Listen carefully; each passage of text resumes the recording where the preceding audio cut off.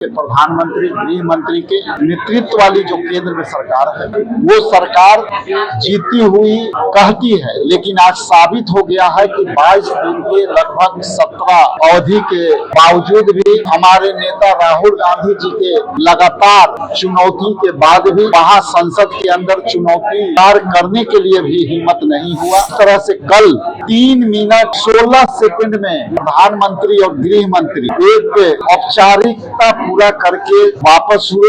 ये देश के हित में नहीं है। आज आजादी का महोत्सव पूरे देश भर में मनाया जा रहा है। स्वतंत्रता दिवस के मौके पर कांग्रेस कार्यालय में झंडा उत्तोलन किया गया। कांग्रेस के प्रदेश अध्यक्ष राजेश राम ने झंडा उत्तोलन कर जब मीडिया से उन्होंने बातचीत की तो सीधे केंद्रीय गृह मंत्री अमित शाह और प्रधानमंत्री मोदी पर निशाना साधा। उन्होंने कहा कि जिस तरीके से लोग सभा के नेता प्रतिपक्ष राहुल गांधी पर लगातार बयानबाजी करते नजर आते हैं, क्या उन्हें राहुल गांधी जी की जो विचारधारा है वो लगातार उसे नकारते नजर आते हैं।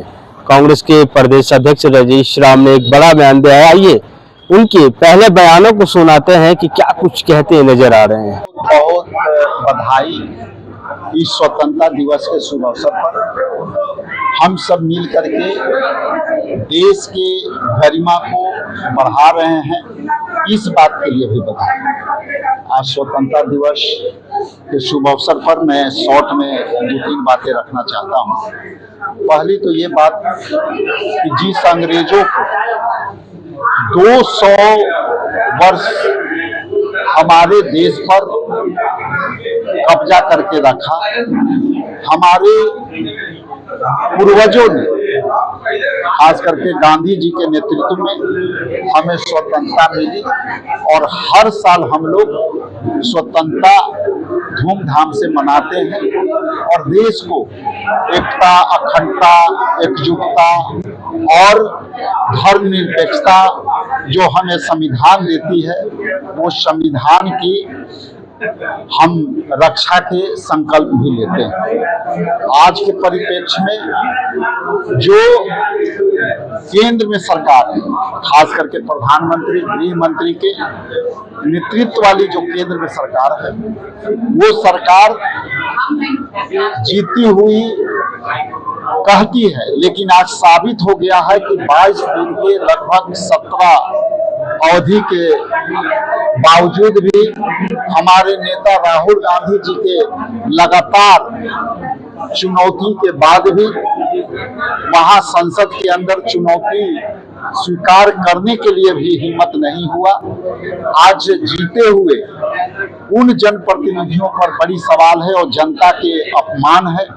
और जिस तरह से कल 3 मिनट 16 सेकंड में प्रधानमंत्री और गृह मंत्री एक औपचारिकता पूरा करके वापस हुए, ये देश के हित में नहीं है। स्वतंत्रता दिवस के शुभ अवसर पर हमें संकल्पित होकर के देश के एकजुटता की लड़ाई लड़नी चाहिए। निरंकुश सरकार के विपरीत धारा में पॉलिटिकल पार्टियों को एकजुटता हो करके इस बातों को लड़ना चाहिए कि हमारी संविधान सबसे सर्वोपरि है, हम संविधान की रक्षा सभी लोग मिलकर करें। आप सभी के चैनल के माध्यम से बिहार वासियों, देशवासियों और आपके सभी चैनलों को स्वतंत्रता दिवस की हार्दिक शुभकामनाएं। 19 तारीख को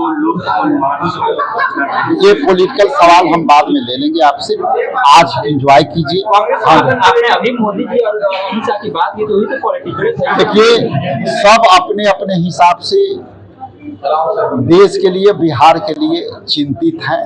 हर पार्टियां स्टूडेंटों के मुद्दों को लेकर के आगे आ रही है, ये देश के लिए अच्छी बात है। अगला तो आपने साफ तौर पर सुना किस तरीके से कांग्रेस के प्रदेश अध्यक्ष राजेश राम ने बयान दिया है। और देखिए लोक भवन मार्च के लिए जब तेजस्वी यादव ने ऐलान कर दिया है कि 19 अगस्त को हम लोग लोक भवन मार्च निकालेंगे, जब उनसे पूछा गया है कि क्या आप भी इस राजद में साथ दीजिएगा तो उन्होंने चुप्पी साध ली और बचते हुए नजर आए। कांग्रेस की क्या लोक भवन मार्च में रहेगी दूरी, ये तो अब देखने वाली बात होगी। आगे तमाम जानकारी के लिए हमारे साथ बने रहे, देखते रहे देशवाणी। धन्यवाद।